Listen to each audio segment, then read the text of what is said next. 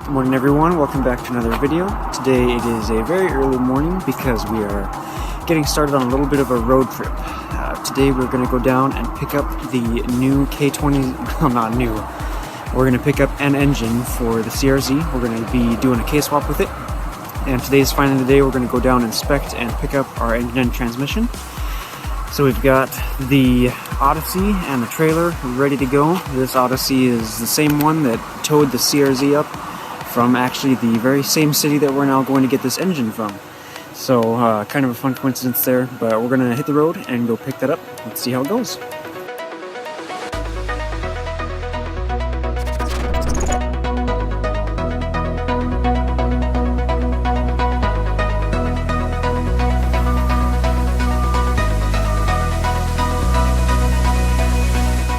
We got the engine all loaded up here at the pull yard. We've got a K20Z3 from a 2009 Civic. This was a super good deal. It came with all the hoses, all the wiring, all the charge harness. We've got a bridge connector here. We also have axles and shifter cables that it came with that are in the van. So all in all, it's actually turned out to be quite an inclusive package, and everything looks like it's in good shape. So I think we are ready for the next stage of the project.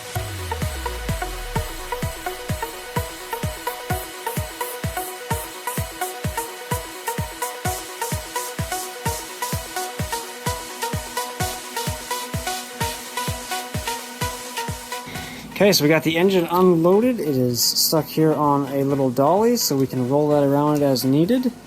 But this thing is dropped and ready to start going in this winter. Super excited. So why the K20Z3? I considered doing a K24 or a Frankenstein type of build, and there is a lot of info out there about those types of swaps as well. But I've been shopping for a drivetrain package like this for almost a year. I live here in North Idaho, and it's kind of hard to find ones nearby locally that are in good shape, and shipping costs to bring them in from elsewhere can get pretty high. So as I was shopping for the drivetrain, I was also keeping an eye out for the other parts I'd start to need for the swap, and I came across a great deal on half-sport mounting brackets and a tuner's harness. Those were specific to the 06 to 11 SI drivetrain, the engine and transmission, to make it a fairly straightforward swap in terms of wiring and mounts. So that boxed me in that direction, and I was okay with that. And what I ended up finding was this complete package at a yard close enough for me to drive to. I was able to go visit it in person, check it out, see how everything looked. It came with not only the engine and transmission, but also both full wiring harnesses, tubing, shifter cables, axles, some of which I'm not going to be able to use, but it was just great to see this all included in one package. There was everything I could possibly need here, and it was for a lower price than anything else I had found so far. So I decided to go with that, and I'm happy with the choice, and we'll see how this swap works out.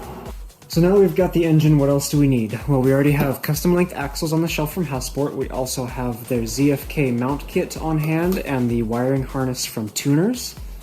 Now this engine did come with most of the hoses and fittings, but we're probably going to have to do custom cooling lines, fuel, and AC lines as well. Figure something out for the intake here.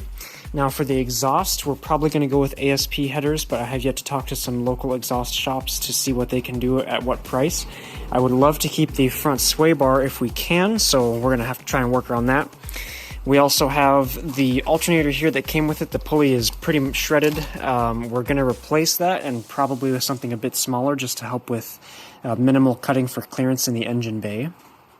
Okay, so for shifting, I'm not 100% sure on the route we're going to go yet. I actually like the feel of the stock shifter. It's pretty notchy and pretty firm. We might try out the Buddy Club shifter and see how much better the shorter throws are.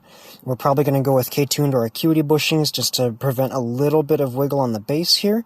And then for cables, Halfsport recommends the Accord V6 cables, and Tuners recommends the 9th Gen SI cables, so we'll kind of see which route we end up going for that as well, but of course we'll keep you updated.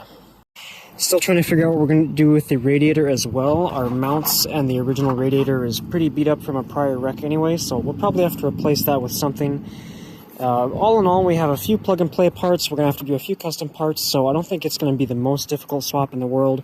Thankfully, there's a lot of helpful write-ups and things out there, so we're going to get started on this over the winter, pull this engine out, and start working on the custom parts needed to make this swap drop in. So this video is mostly just kind of an overview of the plan, but as we go through the fall and winter, I'll be posting some more thorough videos on each step of the process. So keep an eye out for those, and hopefully next spring we will have a running K20Z3 swap in the CRZ. So that's about all for now. Thank you for watching.